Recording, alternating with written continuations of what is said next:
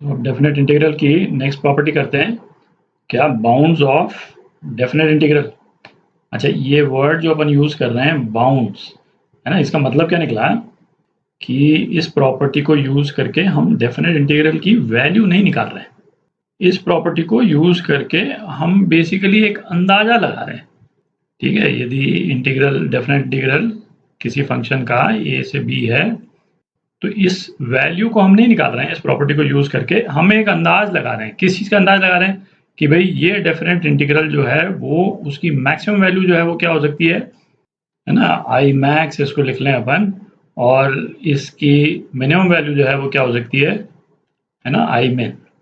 तो एक तो इस चीज़ का अंदाज लगाते हैं अपन, ठीक है, इस प्रॉपर्टी को यूज़ करके। और दूसरा क्या अंदाज लगाते हैं कि यदि दो फंक्शंस हमको दिए हुए हैं, एक तो एफ एक्स और दूसरा जी एक्स, और दोनों को यदि हम इंटीग्रेट कर दें, है ना, सेम सेट ऑफ लिमिट्स के लिए, तो हम ये अंदाज लगाते हैं कि ये एफ एक्स का इंटीग्रल ये कम होगा या एफ एक्स का इंटीग्रल ये ज़्यादा होगा, है ना, या फिर दोनों का इंटीग्रल बराबर होगा।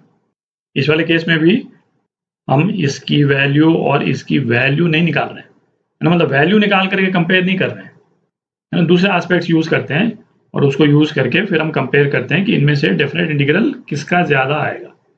ठीक, तो एक एक करके प्रॉपर्टी देखते हैं, है ना, स्ट्रेट फॉरवर्ड ही है। आप ग्राफ से इसको देखेंगे तो ज़्यादा अच्छे से क्लियर हो जाएगा, है ना। पहला क्या लिखा हुआ है, if F X is greater then 0, है ना, इंटरवल ए से बी के बीच में, है ना, ए से बी एक्स और एफ एक्स, है ना, एफ एक्स यदि ग्रेटर देन 0 है, मतलब सपोज इस तरह का है एफ एक्स, ठीक, तो क्या दे रखा है, ये डेफिनेट इंटीग्रल ए से बी ग्रेटर देन या इक्वल टू 0 होगा, है ना, ऑब्वियस ही है। डेफिनेट इंटीग्रल जो है वो एक्स एक्सिस के जब ऊपर होता है फंक्शन तो पॉजिटिव होता है, और यही फंक्शन यदि एक्स एक्सिस के नीचे चला जाए तब जाके नेगेटिव होता है। तो एफ एक्स जो है वो ग्रेटर देन 0 है, तो डेफिनेट इंटीग्रल ऑब्वियसली पॉजिटिव ही होगा।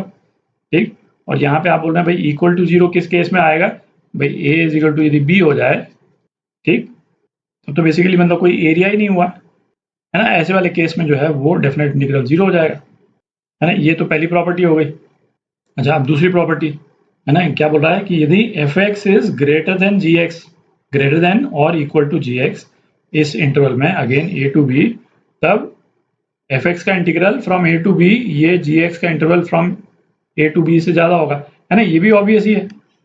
यदि एफ एक्स जो है, जी एक्स जो है वो ये है, ठीक है, और एफ एक्स जो है वो सपोज ये है, यदि ये जी एक्स है और ये एफ एक्स है, तो जी एक्स का इंटीग्रल ए से बी के बीच में क्या हो जाएगा, ये हो जाएगा, ठीक है, और एफ एक्स का इंटीग्रल जो है वो क्या हो जाएगा, ये पूरा हो जाएगा एफ एक्स का इंटीग्रल, ये पूरा, है ना। तो दिख ही रहा है कि ये पिंक वाला जो एरिया है वो ग्रीन वाले एरिया से ज़्यादा है ना, और वही चीज़ लिखी हुई है यहाँ, ठीक।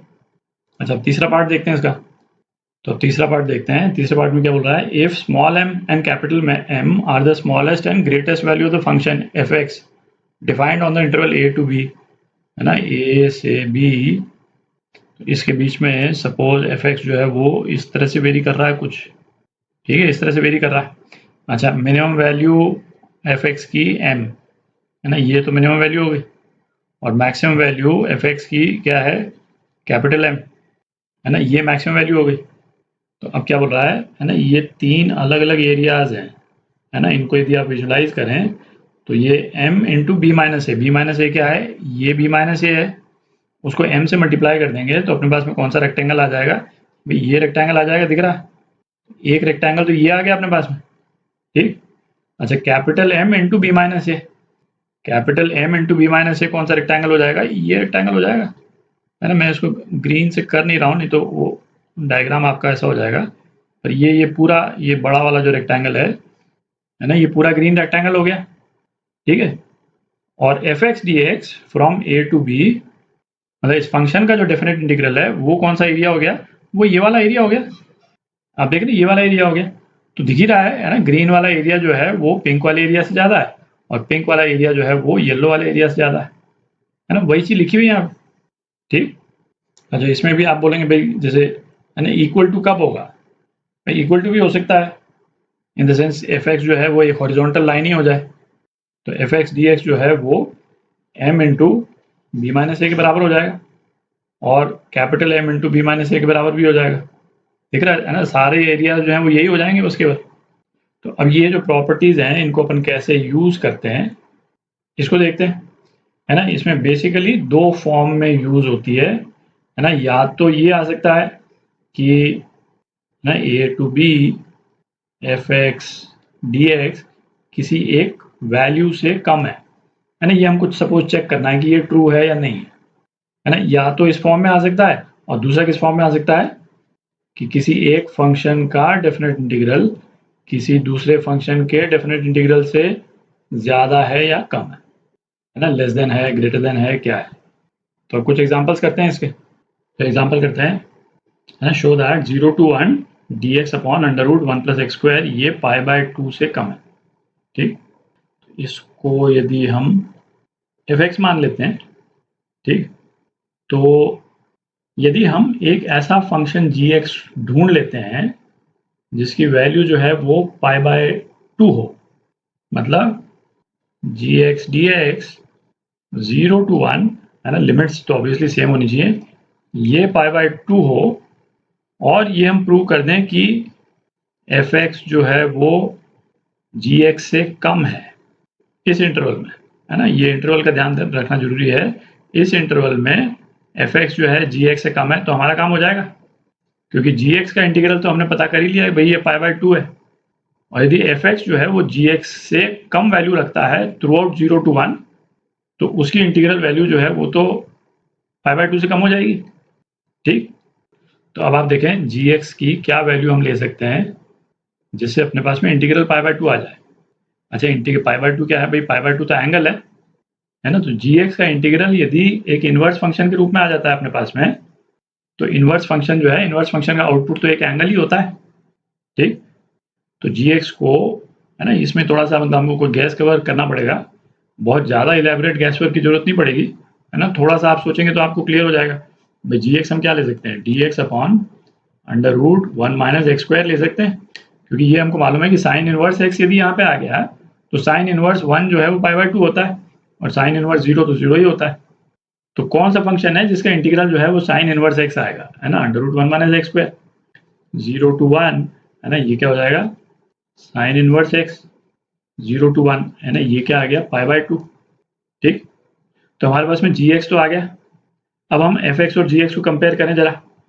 एफ एक्स जो है वो क्या है 1 upon under root 1 plus X square. ठीक है, और हम कंपेयर करेंगे इसी पीरियड में, है ना, उसके आगे पीछे जाने की जरूरत नहीं है, यही रिलेवेंट है। और जी एक्स अभी हमने क्या निकाला 1 upon under root 1 minus X square. तो अब आप देख ही सकते हैं 0 से जैसे जैसे हम 1 की तरफ जाएंगे, है ना, 1 प्लस एक्स स्क्वायर ये तो इंक्रीज ही करेगा भाई, 1 प्लस एक्स स्क्वायर इंक्रीज करेगा तो 1 upon under root 1 plus X square ये क्या करेगा, डिक्रीज करेगा। दिख रहा है। और x इज इक्वल टू 0 पे एफ एक्स की वैल्यू क्या है 1, तो इनिशियल पॉइंट क्या है f0, ये तो 1 है और 1 से फिर ये घटता चला जाएगा, दिख रहा है।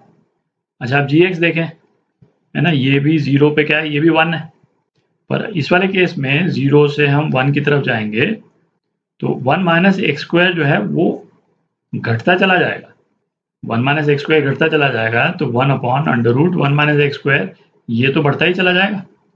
तो इसका फर्स्ट पॉइंट क्या था 1 और 1 से बढ़ता जा रहा है, और इसका फर्स्ट पॉइंट क्या था 1 और ये 1 से घटता जा रहा है। ठीक है, तो दिख ही रहा है कि एफ एक्स जो है वो जी एक्स से लगातार कम रह रहा है इस वाले इंटरवल में। ठीक, तो ये वाला इंटीग्रल जो है पाई बाय 2 से कम आ गया। ठीक, अगले वीडियो में है ना कुछ और एग्जांपल्स करेंगे।